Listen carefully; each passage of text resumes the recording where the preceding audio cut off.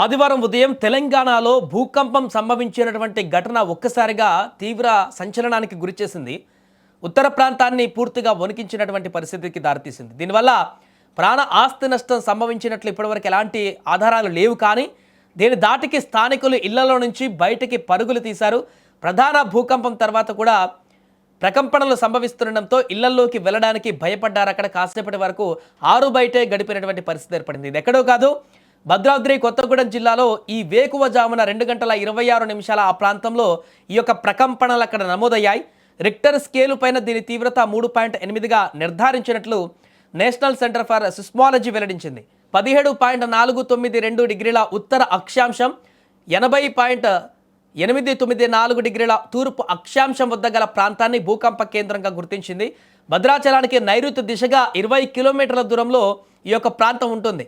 ఉపరితలం నుంచి సుమారు 10 కిలోమీటర్ల లోతున టెక్టానిక్ ప్లేట్లలో చోటు చేసుకున్నటువంటి భారీ కదలికల నేపథ్యంలో భూమి ప్రకోపించింది.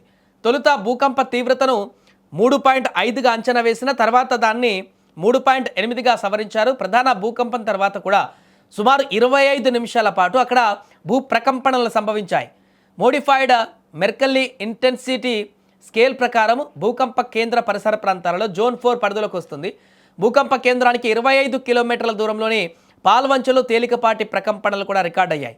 భద్రాచలం 20, సారపాక 22, సత్తుపల్లి 27, కొత్తగూడెం 30 కిలోమీటర్ల పరిధిలో ఉన్నాయి. ఆ కేంద్రానికి ఆయా ప్రాంతాలలో కూడా స్వల్పంగా భూమి కంపించినట్లుగా నేషనల్ సెంటర్ ఫర్ సెస్మాలజీ తెలిపింది. సో దీని పవర్ కూడా చాలా ఎక్కువగా ఉన్నట్టు తెలుస్తుంది. ఇది 8.78 మెగావాట్ అవర్స్ లేదా 7.56 టన్నుల టీఎన్టీకి సమానమని సిస్మిక్ లెక్కలు చెప్తున్నాయి.